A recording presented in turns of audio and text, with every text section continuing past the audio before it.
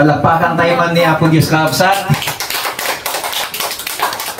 Okay po, sa gabing ito ay papakinggan po natin yung mensahe ng ating Panginoon. Ang ating pong teksto ay matatagpuan po sa 2 Chronicles chapter 16 verse 9. Babasahin ko po sa New International Version at sa Magandang Balita Biblia. Ang sabi po dito, "For the eyes of the Lord range throughout the earth to strengthen those whose hearts are fully committed to Him. You have done a foolish thing, and from now on, you will be at war." Nagmamasid si Yahweh sa buong daigdig upang tumulong sa lahat ng tapat sa Kanya. Dahil sa kahangalan mong ito, mula ngayon, lagi kang magkakaroon ng digmaan. Pagpalain ng Panginoon ang Kanyang masalita na atin pong nabasa. Nais ko pong bigyan ng paksa ang mensahe ng Panginoon, committed heart. O yung tinatawag nating pusong tapat sa Panginoon o pusong may dedikasyon sa Panginoon. Ang talata pong ito ay sinasabi patungkol po kay Asa. Si Asa po ay isang hari na kung saan ay nirebuke siya ng Panginoon nung siya po ay nakipag-alyansa sa Syrian noong sila po ay nakaranas ng krisis sa bansang Juda na kanyang pinamumunuan. Kapag sinabi po nating committed heart, ano ba ang ibig sabihin nito? Ang ibig pong sabihin, committed heart has a passion and a strong sense of purpose in life. Yung tinatawag na pag may dedikasyon ng puso mo, ay meron kang pagmamahal sa isang bagay at matatag na layunin patungkol sa purpose ng iyong buhay. Hindi lamang isang paniniwala, but isang malalim na debosyon sa ating Panginoon na siyang nag-guide sa ating mga gawa. Kapag sinabi nating committed, kapag ikaw po ay pumunta sa bangko at nag-loan, sino pong mga may loan dito? Kapag nag-loan ka sa bangko o kahit ano pa man na pinaglunan mo, meron kang pinirmahang kontrata. Pag pumirma ka sa kontrata, ibig sabihin you are committed na magbayad doon sa pizza na itinakda doon sa kontratang iyong pinirmahan. Kapag ikaw naman ay sumali, if you join the army, if you join the PNP, you commit yourself to be a soldier. That is committed. Kung ikaw naman ay may trabaho, hindi lamang ang iisipin mo kapag may trabaho ka, hindi lamang yung sahod. Kailangang mahalin mo din yung trabaho mo, pagmalasakitan mo din yung pinagtatrabahuan mo upang sa ganon, kapag umuunlad yung pinagtatrabahuan mo, meron ka pa ring trabaho. That is commitment. If you join a church, then you commit to give your tithe and you give your support to the church kung saan ka nag-commit. That is committed.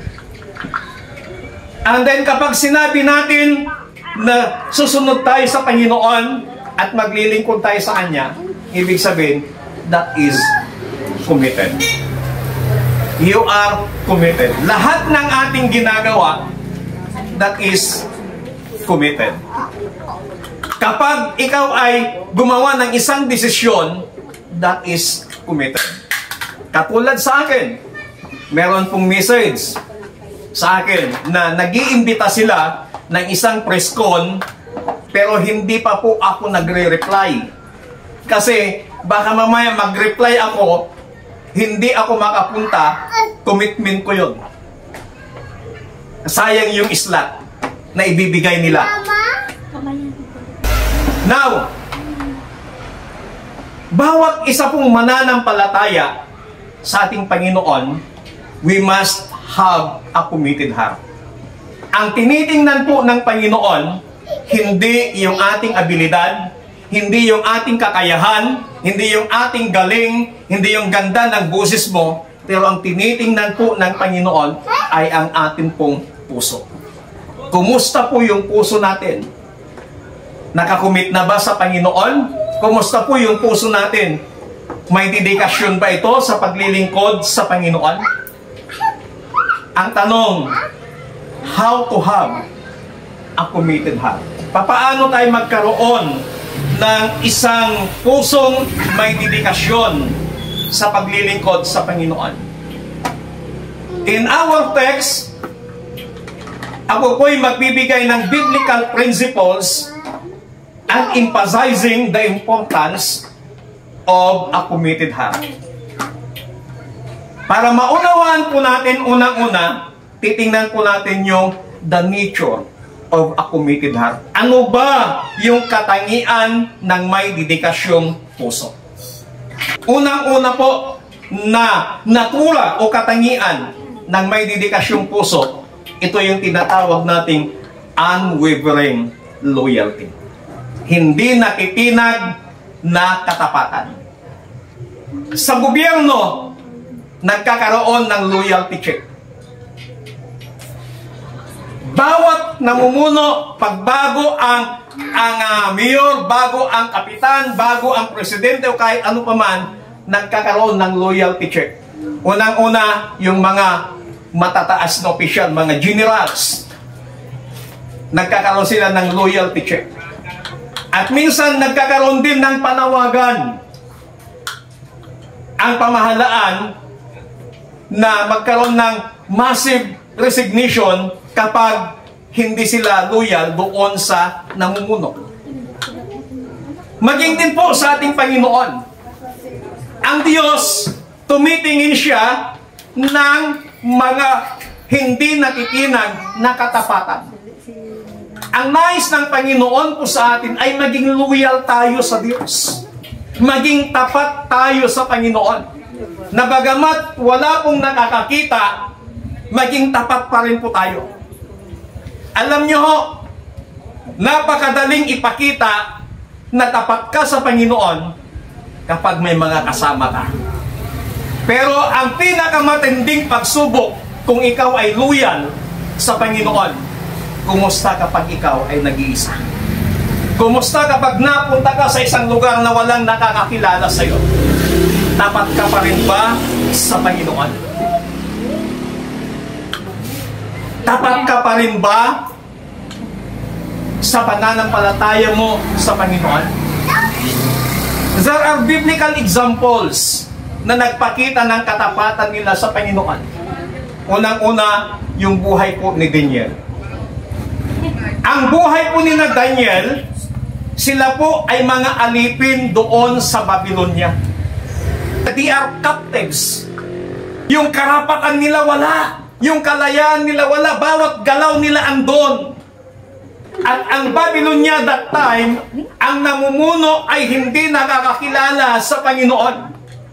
Pero si Daniel, kasama ang kanyang mga tatlong kaibigan ni Shadrach, Meshach at Abednego, sila po ay nakakakilala sa Panginoon na kahit aapat lang sila doon sa loob ng Babylonia, hindi naapektuhan yung kanilang katapatan sa Panginoon. Ang sabi ng Biblia, si Daniel po ay 3 beses manalangin sa loob ng isang araw. Sino pong nananalangin dito? Ilang beses po tayong manalangin sa isang araw? Baka sabihin natin 3. Breakfast, lunch, dinner. Paano yung mga hindi nagbe-breakfast? Katulad ko, sa bahay, wala pong breakfast sa amin. Pero alam nyo ba, dahil sa katapatan ni Daniel sa Panginoon, na-promote si Daniel. Si Daniel, siya po ang naging kanang kamay, tagapaghanda ng pagkain ng hari. May tiwalang hari sa bawat pagkain ihahanda ni Daniel.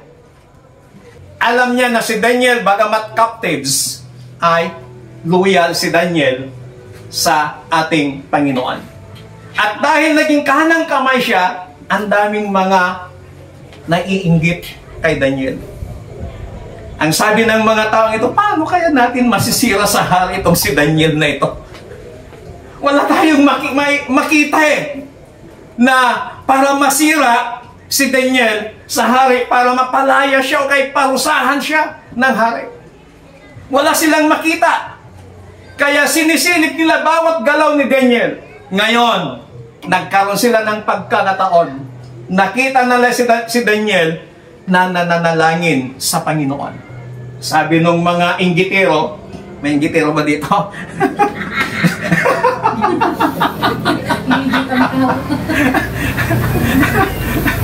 Alam nyo, dito lang sa Pilipinas o sa ibang barangay, sa ibang lugar, bawal ang umangat ang buhay. Kasi magagalit ang kapitbahay. So ganito po, yung buhay, yung sitwasyon din na Daniel. So, ang daming yung mga inggitero, pinagmamasdan, bawat galaw ni Daniel, pinagmamasdan. Kaya nakita nila ngayon na nananalangin si Daniel sa Diyos. Ang ginawa ng mga taong ito, lumapit sila kay King Darius. Sabi nila, mahal na hari, gumawa po kayo ng isang kasulatan o ng isang batas na ipagbabawal ang mananalangin sa Diyos sa loob ng 30 araw. At ang sino mang lalabag, itatapon natin doon sa yungib ng mga leon. Ito namang hari, nagpadala sa sulsol ng mga sulsultant niya. Itong mga sulsultant ni King Darius, hindi consultant sulsultant. Nagpadala si King Darius sa mga sulsultant niya, kaya ang ginawa ng hari, gumawa siya ngayon ng batas na sa loob ng 30 araw, walang mananalangin sa Diyos maliban sa mga ipinagawa niyang mga rebulto. At ang sino mang sasaway, itatapon doon sa yungib ng mga leon.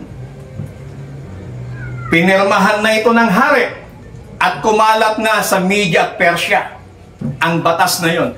Nung nalaman ni Daniel ang batas na yun at napirmahan na ng hari, alam niyo ang ginawa ni Daniel, siya'y nalungkot. Pero gaya ng nakagaulian niya, sabi ng Bible in the book of Daniel chapter 6, sabi ng Biblia, si Daniel patuloy pa rin nananalangin sa Panginoon gaya ng kanyang nakaugalian. Pero itong mga sulsultant ni King Darius, pinagmamasdan pa rin si Daniel. Naghahanap sila ng butas para masira, mawasak si Daniel. Nakita nila ngayon na si Daniel patuloy pa rin lumuluhod at nananalangin sa Panginoon. Sabi ng mga sulsultan, hala! Meron na! Meron na tayong ikakasira ni Daniel. Lumapit sila ngayon kay hari, kay King Darius. Di ba kamahalan? Sabi nila. Nagpalabas ka ng kautusan na sa loob ng 30 araw walang mananalangin sa ibang Diyos maliban doon sa ipinagawa mong mga estatwa. Oo, sabi ng mahal na hari. Di ho ba meron ding kaparusahan ang sino mang lalabag na itatapon doon sa yungib ng mga leon? Ang sabi ng hari, oo. Sabi ng mga sulsultan, ang iyong pinagkakatiwalaang si Daniel, sumuway, lumabag sa kautusan mo, patuloy pa rin siyang nananalangin sa kanyang Diyos na pinaglilingkuran. Ipatawag si Daniel. Medyo nagalit na yung hari. Patawag si Daniel. Pitanawag si Daniel. Humarap si Daniel. Totoo ba, sabi ni King Darius? Alam niyo, bago ipatapon si Daniel doon sa yungib ng mga leon, may magandang sinabi si King Darius kay Daniel. Ang sabi ni King Darius kay Daniel, May your God, whom you serve, continually rescue you. Naway iligtas ka ng iyong Diyos na pinaglilingkuran. Ang mga yun hindi po pinapakain dahil nga para sa mga lalabag. Itinapon nila si Daniel sa yungib ng mga yun. At ang sabi ng Biblia, nung itinapon si Daniel, nagpadala ang Diyos ng kanyang anghel at tinakpan yung mga bibig ng yun. At naging kaibigan ni Daniel yung mga yun doon sa yungib. Ang sabi ng hari ni King Darius, Daniel, kumusta ka? Sinaktan ka ba nila? Sabi ni Daniel, hindi po mahal na hari, iniligtas ako ng aking Diyos. Ang sabi ni King Darius sa kanyang matauhan, iahon si Daniel. Iniahon nila si Daniel. At yung mga sultan,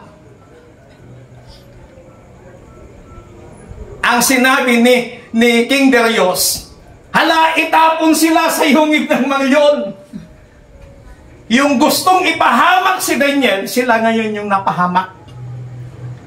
Ang sabi ng Biblia, halos hindi pa sumasayad yung kanilang lupa, yung kanilang paa sa lupa, nilapa na sila ng mga nagugutom na yun. Dahil sa loyalty ni Daniel sa Panginoon, bagamat sila ay nalalagay sa bingit ng kamatayan, still hindi ipinagpalit ni Daniel yung kanyang loyalty sa Panginoon. Naranasan niya na iniligtas siya ng Diyos. At dahil doon sa katapatan yon, even King Darius naniwala sa Diyos. Kaya mga kapatid, sa gabi pong ito, ipakita po natin yung ating loyalty sa Panginoon. Hindi kay pastor, kundi sa Panginoon. Amen. Amen. Yung loyalty ng ating puso sa Diyos. Diyos lamang ang nakakabatid kung ano yung laman ng ating mapuso. Diyos lamang ang nakakabatid kung gaano kaluyal yung ating puso sa Panginoon. Ang hinahanap ng Panginoon, loyalty ng ating puso. At ang sabi dito sa ating teksto, naghahanap ang Diyos sa buong sangkatauhan. Ang sabi dito, nagmamasid si Yahweh sa buong daigdig. Anong purpose niya? Bakit nagmamasid si Yahweh, ang Diyos sa buong daigdig? Upang tumulong sa mga tapat sa Kanya. Isa pagmamasid ng Panginoon, naway matagpuan niya tayo na loyal sa Kanya. At kapag natagpuan ka ng Panginoon sa Kanyang pagmamasid, nakita niya na loyal ang puso mo sa Kanya, loyal na loyal ka, tapat na tapat ka sa Panginoon, then tutulungan ka ng Diyos. Palakpakan natin ang Panginoon. Pangalawa po, na nakura katangian ng may dedikasyong puso. Ito yung tinatawag na active obedience. Aktibong pagsunod. Active obedience involves a conscious choice to listen to God's command. Yung aktibong pagsunod. Kapag may sinabi ang Panginoon, yes Lord, kagad. At kapag sinabi nating obedience, there are three kinds of obedience. Number one, partial obedience. May sinabi ang Panginoon na utos, 5 utos sa'yo, ang sinunod mo lang, 2, partial obedience. Pangalawang klaseng obedience, delayed obedience.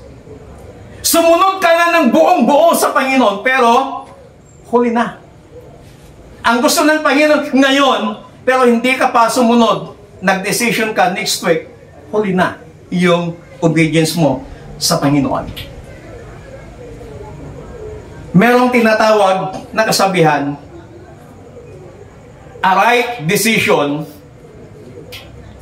is a wrong decision when it is decided in a wrong time. Kahit tama yung decision mo, ay magiging mali ang decision yan kung ito ay napagdesisyonan mo sa maling pagkakataon o sa maling panahon. Pangatlong obedience, total obedience.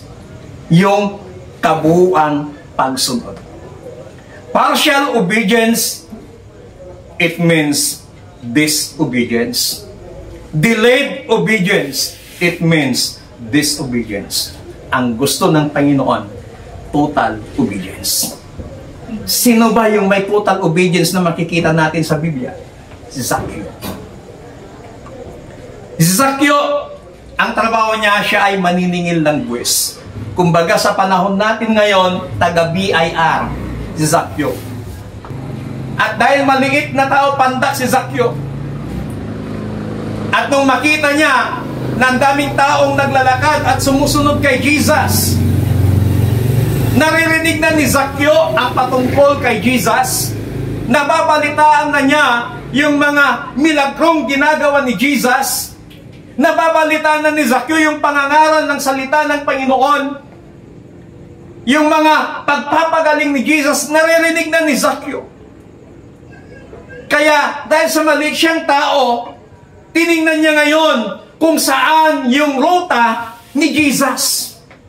Nung makita niya ngayon yung ruta ni Jesus na papunta sa ganitong lugar, nauna na si Zaccheo tumakbo sa unahan at umakyat siya sa puno ng isang sikomoro. At yung sikomoro, matinik po yun na punong kahoy. Kumbaga, sa panahon natin ngayon, yung tinatawag nating the mortis. Matinik po yun. Kaya umakyat si Zaccheo. Dahil alam niya, doon dadaan si Jesus. Nakita niya yung ruta, yung direksyon ng paglakad ni Jesus. At alam niyo, nung natapat si Jesus sa kahoy kung saan umakyat si Zaccheo, tumingala si Jesus at ang sabi niya, Zaccheo, bumaba ka riyan at kailangan kong tumuli ngayon sa bahay mo. Hindi mo sinabi ni Zaccheo, Panginoon, wala akong naihandang merienda. Panginoon, saka na lang, busy pa akong maningil ng buwis. Panginoon, sa susunod na lang. Pero ang sinabi ng Biblia, nung sinabi ni Jesus, pinababa ni Jesus si Zaccheo, ang sabi ng Biblia, in the book of Luke, dali-daling bumaba si Zaccheo. At masaya niyang tinanggap si Jesus. Alam niyo, yung total obedience na ginawa ni Zaccheo, nagkaroon ng malaking pagbabago sa kanyang buhay at maging sa kanyang pamilya. Mga kapatid, even us, kung magkaroon tayo ng kabuuang pagsunod, total obedience sa Panginoon, sa ayaw at sa gusto mo, magkakaroon ng pagbabago ang buhay mo. Hindi lamang ang buhay mo, maging ang iyong pamilya makakaranas ng pagbabago mula po sa ating Panginoon. Kaya, pakita po natin yung atin pong active obedience sa Panginoon. Meron po tayong tinatawag na components of active obedience. Meron tayong tinatawag na intentional listening. Intention mong makinig. Pumunta ka rito dahil intention mong makinig sa pangangaral ng salita ng Panginoon. Hindi lang yung napadaan ka at narinig mo, aba, mukhang meron atang nagpipreso na makapunta nga, mapakinggan ko nga. Hindi yun intentional. Pero ang intentional, talagang sinadya mo. Nalaman mo, narinig mo na may gawain sa lugar na yan, sinadya mong pumunta. Intentional listening. Ang ibig kong sabihin nun, ikaw ay aktibong nakikinig sa salita ng Panginoon, na nanalangin kung anong sasabihin sa iyo ng Panginoon. Nagkakaroon ka ng discerning spirit na mapakinggan kung anong ipapagawa sa iyo ng Panginoon. Pangalawa na components ng obedience, personal reflection o yung pagmumuni-muni. Ibig sabihin, you are examining your own life. Hindi mo ini-examine yung buhay ng kapwa mo. Your life. Amen? Amen. Ang examinin po natin yung sarili nating buhay. Hindi yung buhay ng kapitbahay. Matuwa po tayo kung yung kapitbahay mo umaangat yung kanyang buhay. Amen? We must examine our own life. Titingnan natin kung saan, kung ano yung kailangan, kung saang area ng buhay natin ang kailangang i-align pa natin sa Diyos. Kailangan ang buhay po natin laging naka-align sa Panginoon. Ang tricycle, kahit yung ma-sidecar nyo dito, kapag hindi maganda yung alignment niyan, mabigat ipag-drive. Maging ang four wheels, kapag hindi po naka-align ang gulong, iba po yung pudpud ng gulong. Delikado po yun. Mabigat din po i-drive ang sasakyan. Meron silang tinatawag na magpa-wheel alignment ako. Ibig sabihin, para mailagay sa tamang direksyon. Ngayon, yung buhay po natin, sa pag-i-examine, pagmumuni-muni po natin, titingnan po natin yung buhay natin. Anong area pa ba ng buhay natin ang kailangan nating i-align sa atin pong Panginoon? And then, we must take action. Kailangan gumawa tayo ng gawa. Gumawa tayo ng action. Nakita mo na, ito pala yung kailangan. Panginoon, yung puso ko pala kailangan may align sa kalooban mo. Yung puso ko pala, Panginoon, kailangan kong i-align sa kalooban mo. Kailangan kong magkaroon ng loyalty sa iyo. Dito pala ako nagkulang. At ito ang kailangan ko. Tinitingnan ng Panginoon yung katapatan natin sa Diyos. Kumusta po yung buhay po natin? Meron ho ba tayong committed heart sa Panginoon? Kumusta po yung ating puso? Naka-align ba sa ating Panginoon? Meron bang katapatan ng ating puso sa Panginoon? Anumang problema, anumang sitwasyon ang kinakaharap natin ngayon, kailangan yung puso po natin naka-align lagi sa kalooban ng Panginoon, nakasintro lagi sa ating pong Panginoon. Yung puso natin magkaroon ng dedikasyon upang sa ganun anumang mangyari, like Daniel, hindi natin kayang ipagpalit ang Panginoon sa anumang bagay dito sa ibabaw ng lupa. Ang lahat ng nangyayari ngayon sa atin dito sa ibabaw ng lupa, pawang mga temporary lang. Mawalan ka ng kulang ngayon, hindi habang buhay wala kang kulang. Bukas meron. Mawalan ka ng pera ngayon, hindi habang buhay wala kang pera. Ilang araw lang wala kang pera. Kasi lahat ng nangyayari sa atin, temporaryo lamang. Iiyak ka ngayon, hindi mananatili at hindi habang buhay, umiiyak ka. Sa susunod na araw, tumatawa ka kasi masaya ka. Why? Dahil kinugon ng Panginoon ang kahilingan mo. Hindi ka naiiyak dahil sa pait na iyong buhay, kundi iiyak ka dahil sa pagpapasalamat mo sa Panginoon na hindi ka niya pinabayaan. Kapatid, ang sabi ng ating teksto, ang Diyos ay nagmamasid sa buong daigdig at tinitingnan niya yung mga taong may pusong tapat at ito ay kanyang tinutulungan. The Bible says, we are the apple of the eyes of God. We are the apple of the eyes of God. Ibig sabihin, napakahalaga mo sa Panginoon. Kaya kung napakahalaga mo sa Panginoon, pahalagahan din natin ang Diyos. Tayo pong lahat ay tumayo. Hallelujah. Sana sa pagmamasid ng Panginoon sa buong daigdig, pag sinabi nating buong daigdig, kasama na po tayo dito sa Balingkanaway. Sana sa pagmamasid ng Diyos, makita niya ang katapatan ng ating puso sa Kanya. At kapag nakita ng Panginoon na ikaw ay may pusong tapat, may dedikasyon ang puso mo, loyal ang puso mo sa Panginoon, ang sabi ng ating teksto, tutulungan Kanya.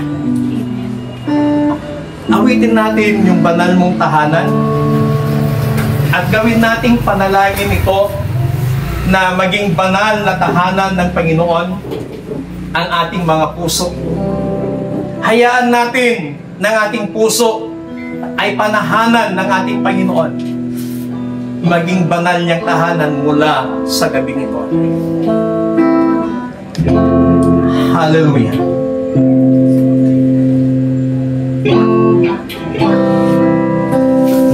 Ang puso ko'y tinutulog sa'yo,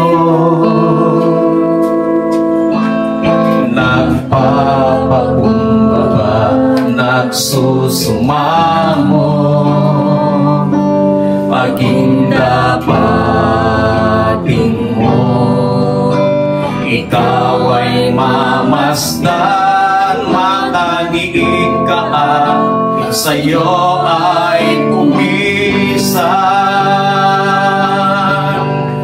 Ang puso ko'y tinutulog sa'yo, nagpapakumbaba, nagsusumamo. May mga area ng ating mabuhay na kailangan nating i-align sa ating Panginoon. Kailangan natin i-align sa kalooban ng Panginoon.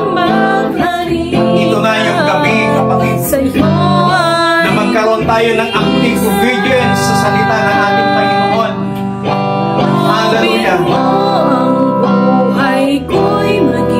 Oh, we praise you, Jesus.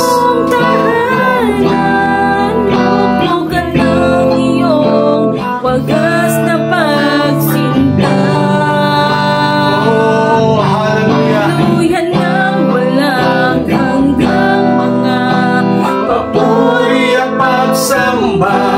Maghari ka, O Diyos, ngayon at kailanman. Maghari ka, O Diyos, ngayon at kailanman. Maghari ka, O Diyos, ngayon at kailanman.